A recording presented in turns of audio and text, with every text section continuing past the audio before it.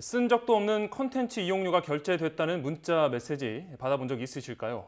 휴대전화 계정을 해킹당해서 게임 아이템 값 등 이용료가 자기도 모르게 빠져나가는 사기 피해가 늘고 있습니다. 그런데 이동통신사에 신고를 해도 환불받기가 어려운 게 문제입니다. 제보는 Y 박기환 기자입니다.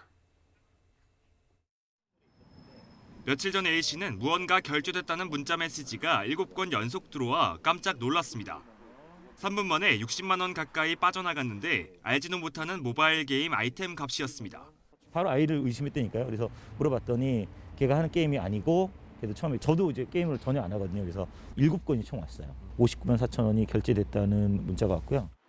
누군가 구글 계정을 해킹해 연결되어 있던 결제 수단으로 돈을 빼간 거였습니다. 사기 피해를 우려해 소액 결제 한도도 낮춰놨는데 이와는 또 다른 콘텐츠 이용료 명목이었습니다. 아는 게 소액 결제거든요. 사실은 콘텐츠 결제하는 거 처음 들어봤고, 이거에 대해서 좀 더 알려준다면 이런 것들이 있고 이렇게 결제될 수도 있다라는 것들이 좀 있었으면 좋지 않나. 소액 결제는 이동통신사가 결제를 직접 대행하는데 유료 앱이나 이모티콘, 게임 아이템 등을 살 때 빠져나가는 콘텐츠 이용료는 구글과 애플 같은 플랫폼 업체를 통해 결제됩니다. A씨가 더욱 분통 터진 건 피해를 호소해도 환불받기 힘들다는 거였습니다. 통신사로 연락했더니 책임질 수 없다 하고 구글은 해외 업체라 피해 구제 접수 자체가 어려웠습니다.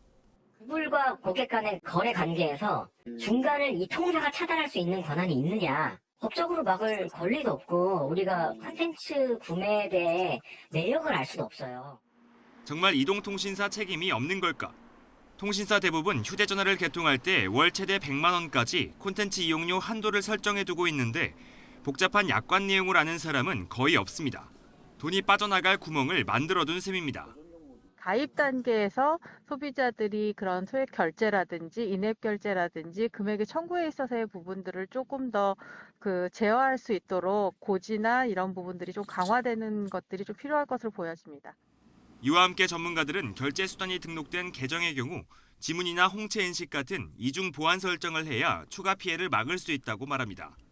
1개 이상의 인증 방법을 추가로 하는 거예요. 홍채를 하든 지문을 하든 비밀번호를 하든 그러면 결제되기 전에 허락 없이 결제가 안 돼요. 구글, 애플 같은 해외 업체에 직접 환불을 요청하기 어려울 땐 소비자 단체의 조언을 구하는 게 도움이 됩니다. YTN 박규환입니다.